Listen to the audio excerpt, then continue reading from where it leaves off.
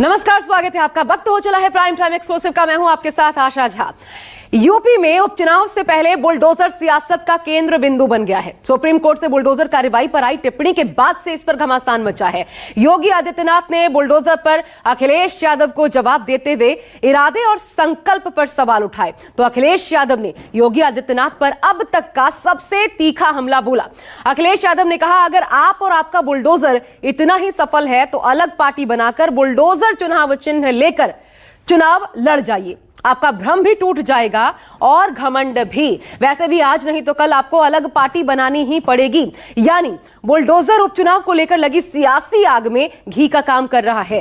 तो ऐसे में सवाल कि क्या योगी वर्सेस अखिलेश की जंग में बुलडोजर पर ही बैठकर 27 तक का रास्ता अब तय होगा और बुलडोजर के जरिए ही क्या अब मिलेगा जनादेश। देखिए, बुलडोजर पे हर एक व्यक्ति के हाथ नहीं फिट हो सकते। इसके लिए दिल और दिमाग दोनों चाहिए। स्टीयरिंग होता है उसमें, स्टीयरिंग से चलता है बुलडोजर। उत्तर प्रदेश की जनता कब किसका स्टीयरिंग बदल दे या दिल्ली वाले कब किसका स्टीयरिंग बदल दें। केंद्र में बुलडोजर है लेकिन नजर 2027 पर है। ये यूपी है जहां पिछले कुछ सालों में बुलडोजर पॉलिटिक्स चलती रही, या यूं कहें बुलडोजर जस्टिस होता रहा है, जिस पर सवाल उठते रहे लेकिन बुलडोजर थमने की जगह बढ़ता गया। इससे यूपी के सीएम योगी आदित्यनाथ को पहचान भी मिली, उन्हें बुलडोजर बाबा तक कहा गया। लेकिन अब यही बुलडोजर सवालों के घेरे में है। सवाल सुप्रीम कोर्ट ने किया, सिर्फ इसलिए घर कैसे गिराया जा सकता है कि वो आरोपी है, अगर वो दोषी भी हो तो उसका घर नहीं गिराया जा सकता। सुप्रीम कोर्ट ने यह टिप्पणी जमीयत उलेमाए हिंद की याचिका पर सुनवाई करते हुए दी और इस पर राष्ट्रीय स्तर पर गाइडलाइन बनाने के लिए राज्य सरकारों से जवाब मांगा। क्योंकि यूपी में सबसे ज्यादा बुलडोजर एक्शन हो रहा है, इसलिए राज्य की राजनीति पर भी इसका ज्यादा असर देखने को मिला। सुप्रीम कोर्ट का फैसला आते ही अखिलेश यादव ने लिखा, अन्याय के बुलडोजर से बड़ा होता है न्याय का तराजू। तो कांग्रेस नेता राहुल गांधी ने बुलडोजर जस्टिस को संविधान विरोधी करार दिया। उन्होंने लिखा, बुलडोजर के नीचे मानवता और इंसाफ को कुचलने वाली बीजेपी का संविधान विरोधी चेहरा बेनकाब। समाजवादी पार्टी के मुखिया अखिलेश यादव ने पार्टी के गोरखपुर मंडल के कार्यकर्ताओं की बैठक की तो उसमें भी बात बुलडोजर तक आ गई। उन्होंने पार्टी के नेताओं से कहा कि 2027 में जब समाजवादी पार्टी की सरकार बनेगी तो यूपी के सभी बुलडोजर्स का रुख गोरखपुर की ओर होगा। बुलडोजर पर समाजवादी पार्टी के मुखिया अखिलेश यादव ने वार किया तो यूपी में 10 सीटों पर होने वाले उपचुनाव के मिशन में लगे सीएम योगी एक कदम और आगे बढ़ गए। उन्होंने बुलडोजर को दिमाग और क्षमता से जोड़ दिया, जिसका अखिलेश ने भी उसी अंदाज में जवाब दिया। और आज ये लोग फिर से अपना रंग और रोगन बदल करके फिर नए रूप में आपके सामने प्रदेश की जनता को गुमराह करने के लिए फिर से आना चाहते हैं। बुलडोजर पे हर एक व्यक्ति के हाथ नहीं फिट हो सकते। इसके लिए दिल और दिमाग दोनों चाहिए। दिल और दिमाग दोनों चाहिए। बुलडोजर जैसी क्षमता और दृढ़ प्रतिज्ञा जिसमें हो वही बुलडोजर चला सकता है। दंगाइयों के सामने नाक रगड़ने वाले लोग बुलडोजर के सामने वैसे ही पस्त हो जाएंगे। बुलडोजर में दिमाग नहीं होता है, स्टीयरिंग होता है उसमें, स्टीयरिंग से चलता है बुलडोजर। उत्तर प्रदेश की जनता कब किसका स्टीयरिंग बदल दे या दिल्ली वाले कब किसका स्टीयरिंग बदल दें। और कल ही सुप्रीम कोर्ट ने कहा है कि अब बुलडोजर नहीं चल सकता है, तो क्या अभी तक जो बुलडोजर चल रहा था उसके लिए सरकार माफी मांगेगी कि नहीं मांगेगी। समाजवादी पार्टी के मुखिया के बयान को दिल्ली के सीएम अरविंद केजरीवाल के उस बयान से जोड़कर देखा जा रहा है, जिसमें उन्होंने कहा था कि अगर तीसरी बार केंद्र में बीजेपी की सरकार बनी तो योगी आदित्यनाथ को हटा देंगे। इन्होंने बीजेपी का एक नेता नहीं छोड़ा।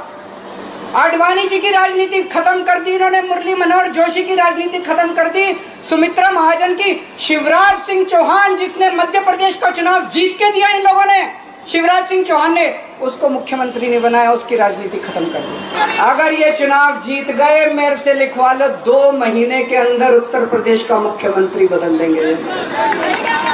योगी आदित्यनाथ की राजनीति खत्म करेंगे, उनको भी निपटा देंगे। अगर राजनीति के हिसाब से देखें तो अरविंद केजरीवाल के बाद अखिलेश यादव के दिल्ली वाले बयान में दूर की पॉलिटिक्स छिपी हुई है। इसके जरिए वो बीजेपी के दिल्ली वर्सेस लखनऊ की उस जोर आजमाइश को फिर से हवा दे रहे हैं जिसकी गूंज लोकसभा चुनावों के बाद सुनाई दी थी, जब यूपी बीजेपी के नेता हार के मुद्दे पर दिल्ली दरबार तक सफाई देने पहुंचे थे और यूपी में सीएम वर्सेस डिप्टी सीएम की लड़ाई देखने को मिली थी। प्रदेश कार्य समिति में मैं संगठन के वरिष्ठता महानिदेश के और प्रदेश के नेतृत्व के सामने कह रहा हूं, संगठन सरकार से बड़ा है, संगठन से बड़ा कोई नहीं होता है। संगठन सरकार से बड़ा है, बड़ा था, बड़ा रहेगा और सबसे जो भी किसी जिम्मेदारी में बैठे, चाहे वो उपाधि के नाते, चाहे मंत्री के नाते, चाहे विधायक सांसद के नाते, सबसे जो जनप्रतिनिधि है उनसे यही अपेक्षा है। हम पहले कुछ बनते क्या नहीं। हालांकि बैठकों के दौर के बाद बीजेपी यूपी में शांति दिख रही है, लेकिन ये पूरी तरह खत्म नहीं हुई। इसी को समाजवादी पार्टी के मुखिया फिर से उभारना चाहते हैं ताकि यूपी की लड़ाई आसान रहे। समाजवादी पार्टी के मुखिया ने उन सभी सवालों का जवाब दिया जो पिछले दिनों यूपी के सीएम योगी आदित्यनाथ ने उठाए। अराजकता और गुंडागर्दी इनके डीएनए का हिस्सा है और प्रदेश में इनका मॉडल देखना है तो मॉडल इनका विकास का नहीं है। ये लोग विकास का नहीं, विकास के कार्यों में लूट मचाने वाले लोग हैं। हमारे मुख्यमंत्री जी को चिंता है डीएनए की, उन्हें बहुत चिंता है डीएनए की। मैं बहुत दिनों से सोच रहा था कि शायद किसी दिन वो जो पावर प्लांट है उनका नाम बोलेंगे। वो आज भी पावर प्लांट का नाम नहीं ले पा रहे हैं और मैं दावे के साथ कहता हूं वो डीएनए तो बोल सकते हैं लेकिन डीएनए का फुल फॉर्म नहीं बोल सकते। इसलिए डीएनए को बोलने से पहले कि समाजवादियों के डीएनए में क्या है, कम से कम डीएनए का फुल फॉर्म तो बता दें। डीएनए पर जवाब दिया तो महिला सुरक्षा के दावों की भी अखिलेश ने पोल खोली। यूपी सरकार की ओर से की जा रही कार्रवाइयों पर अखिलेश यादव ने सवाल उठाया। उन्होंने कहा कि निर्दोष बुलडोजर का शिकार बन रहे हैं। अच्छे खासे जो पहले माफिया सत्ता को संचालित करते थे, इस समाजवादी पार्टी की सरकार को, कांग्रेस की सरकार को जो माफिया संचालित करते थे, उन माफियाओं की पैंट गीली होती हुई भी आप लोगों ने देखी होगी। सोचो कैसा न्यायालय का बुलडोजर चला, क्या बुलडोजर नहीं चल सकता? जो लोग बुलडोजर लेकर के डराते थे, जगह जगह लोगों के घर गिराते थे, आपने जानबूझ करके जिनसे आपको बदला लेना था, नीचा दिखाना था और अपनी सरकार की ताकत पर, अहंकार पर आपने जानबूझ करके बुलडोजर चलाए, जिसका परिणाम यह है कि हाई कोर्ट से लेकर के सुप्रीम कोर्ट ये कह सकता है कि बुलडोजर संवैधानिक नहीं है।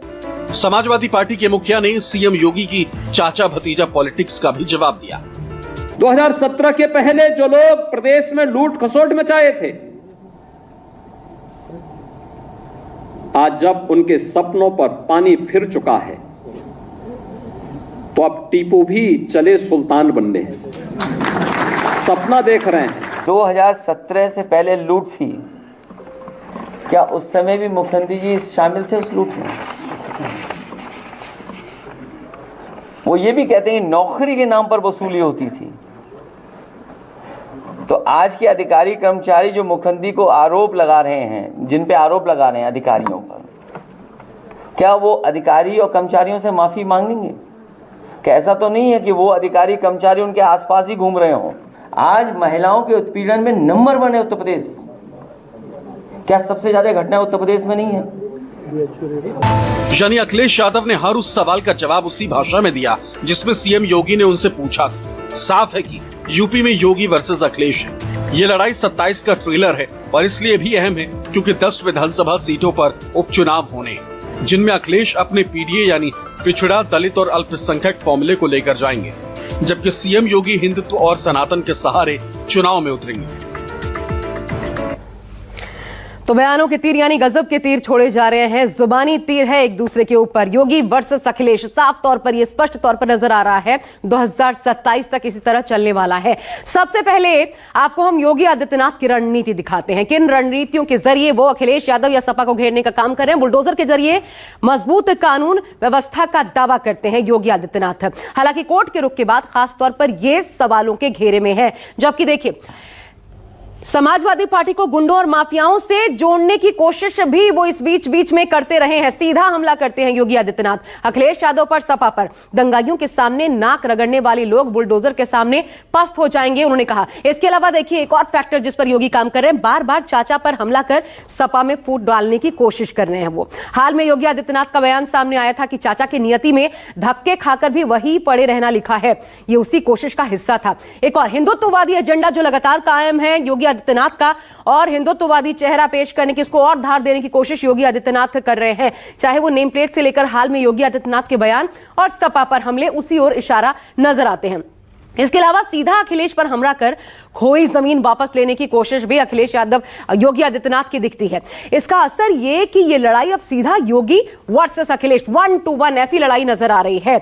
आपको बता दें, उपचुनाव में सफलता हासिल कर खुद को मजबूत तो बनाए रखना भी योगी आदित्यनाथ का मकसद है, क्योंकि उनकी छवि को लेकर भी एक प्रश्न उठा है। इसके अलावा खुद को साबित कर दिल्ली पर पकड़ को मजबूत बनाना चाहेंगे योगी आदित्यनाथ, क्योंकि सीधा सीधा भावी पीएम इस तरीके से उनके चाहने वाले उन्हें प्रोजेक्ट करते हैं, उस पर असर पड़ेगा। इसके अलावा बुलडोजर और अखिलेश के जरिए 27 का मुद्दा तय करना, यानी अखिलेश यादव पर सीधे हमले योगी आदित्यनाथ जारी रखने वाले हैं, इसमें कोई दो राय नहीं है। अब अखिलेश यादव का भी प्लान देखिए किस तरीके से वो काम कर रहे हैं। तो प्लान नंबर 1, बुलडोजर जस्टिस पर सुप्रीम कोर्ट की टिप्पणी से बल मिला है। याद कीजिए, कोर्ट ने कहा था आप आरोपी का घर कैसे गिरा सकते हैं, अगर कोई दोषी हो भी तो भी आप किसी का घर नहीं गिरा सकते। और इसके बाद योगी और बीजेपी पर हमले जमकर तेज कर दिए हैं विपक्ष ने। साथ ही बुलडोजर की कार्रवाई का करते रहे विरोध, भय वाली कार्रवाई बताया। लगातार बीच बीच में आवाज विपक्ष उठाता रहा है। जनता के बीच यह संदेश देने की कोशिश कर रहे हैं अखिलेश यादव की बुलडोजर से भय पैदा कर सरकार चलाना चाहते हैं योगी आदित्यनाथ, यही है इनकी डगर। इसके अलावा व्यक्तिगत हमले कर रहे हैं, अस्थिर बता रहे हैं योगी आदित्यनाथ को। साथ ही बार बार दिल्ली का जिक्र कर कमजोर बताने की कोशिश भी अखिलेश बीच बीच में करते नजर आते हैं। केशव प्रसाद मौर्य की मुहिम के सहारे योगी पर आपने देखा किस तरीके से पिछले दिनों निशाना साधा गया। दिल्ली तक दौड़ लगी, उसके बाद नसीहतें मिली, जिसका असर पार्टी में इस वक्त बीजेपी में, यूपी बीजेपी में देखने को मिल रहा है। तो अखिलेश यादव का इसके अलावा पीडीए प्लान आप जानते हैं जिस पर वो काम कर रहे हैं, और इसके तहत पीडीए के सहारे बड़ी आबादी तक पहुंच बना रहे हैं अखिलेश यादव। इसका लगातार विस्तार कर रहे हैं। एक और मुद्दा जुड़ता है जातीय जनगणना का। इस पर सवाल उठाकर हक की आवाज बुलंद करने की कोशिश है अखिलेश यादव की। और जब जातीय जनगणना की बात होती है तो सीधा सीधा यानी संविधान की बात, और इसके बहाने डबल इंजन सरकार पर निशाना। तो अखिलेश यादव की ये सारी रणनीति उपचुनाव से लेकर 27 तक का खाका है, जिसमें बुलडोजर फिलहाल सबसे बड़ा रोल अदा कर रहा है। यूपी सीएम योगी आदित्यनाथ और समाजवादी पार्टी अध्यक्ष अखिलेश यादव के बीच जुबानी जंग की वजह वो 10 सीटें जहां विधानसभा उपचुनाव होना है। मिल्कीपुर, खैर, गाजियाबाद, मीरापुर, कुंदरकी, करहल, कटेहरी, मिल्कीपुर, सीसामऊ, फूलपुर, मझवा। योगी आदित्यनाथ सीट दर सीट दौरा कर रहे हैं। उन्होंने इसे अपनी प्रतिष्ठा का सवाल बना लिया। वो विपक्ष यानी अखिलेश यादव के पीडीए और संविधान के सवालों की काट खोज रहे हैं। लेकिन जिस तरह से अखिलेश यादव ने घेराबंदी की है उसमें आसान नहीं लगता। अखिलेश यादव भी लगातार जिलों के नेताओं से मिल रहे हैं जहां विधानसभा उपचुनाव होने हैं, और सीट के हिसाब से रणनीति तय कर रहे हैं। जातीय जनगणना और संविधान का सवाल लगातार खड़ा कर रहे हैं। जातीय जनगणना सामाजिक न्याय का रास्ता है। जातीय जनगणना सबका साथ सबका विकास का रास्ता है, और जातीय जनगणना से समाज जुड़ेगा, समाज बटेगा नहीं। और जो लोग बांटते रहे हैं, जो समाज को तोड़ते रहे हैं, वो लोग अगर कहें कि जातीय जनगणना से समाज में दूरियां होंगी, ये तो वही कहावत हुई, उल्टा चोर कोतवाल को डांटे। अखिलेश यादव की ये ऐसे सवाल हैं जिनकी काट यूपी के सीएम योगी आदित्यनाथ के पास नहीं, जबकि अखिलेश यादव दिल्ली दरबार का नाम लेकर यूपी के सीएम योगी आदित्यनाथ को असहज स्थिति में डाल देते हैं। लोकसभा चुनाव में जिस तरह से यूपी में इंडिया गठबंधन को सफलता मिली है, उससे अखिलेश यादव की रणनीति सफल होती हुई दिखाई दे रही है। देश में लोकसभा चुनाव में कांग्रेस और बीजेपी के बाद सबसे ज्यादा सीटें जीतने वाली पार्टी समाजवादी पार्टी है, लेकिन अखिलेश यादव की निगाहें यूपी पर टिकी है, जहां पर वो साल 2012 से 2017 तक मुख्यमंत्री रहे हैं। अखिलेश यादव को ये लगता है कि साल 2027 के विधानसभा चुनाव में मुद्दों के आधार पर सत्ता फिर से हासिल की जा सकती है, लिहाजा वो अपनी रणनीति में कोई भी कोर कसर छोड़ना नहीं चाहते। योगी के सामने मुश्किल ये है कि कोई भी फैसला लेने से पहले उन्हें दिल्ली दरबार से उसे पास कराना होगा। इसके साथ ही सहयोगी दलों में सहमति बनानी होगी, जबकि अखिलेश अपनी पार्टी की सर्वे सर्वा है। उनकी कांग्रेस नेता राहुल गांधी के साथ अच्छी केमिस्ट्री है, जिससे अगर गठबंधन में कोई सवाल आता भी है तो दोनों मिलकर सुलझा लेते हैं। साथ ही एक ही मुद्दे के साथ दोनों मैदान में उतरते हैं। किसानों को डराने के लिए आप 3 नए कानून लाए। प्रधानमंत्री ने उनसे कहा कि ये आपके फायदे के कानून हैं। सच्चाई थी कि वो अदानी जी, अंबानी जी के फायदे के कानून थे। जिन्होंने कहा कि हम आय किसानों की दोगुनी कर देंगे, आज किसान पूरा देश का देख रहा है कि उसकी आय कहां दोगुनी हो गई। अगर सरकार की तरफ से एक भी मंडी 10 साल में बनी हो तो जरूर सरकार बताए। जो सरकार मंडी नहीं बना सकती है उस पर एमएसपी का भरोसा कैसे कर सकते हैं। तो कई मुद्दों के बीच सबसे गंभीर मुद्दा बुलडोजर बन चुका है और बुलडोजर जस्टिस पर सवाल जब उठे तो उसके बाद ये और गर्मा गया है। लेकिन ये सवाल क्यों?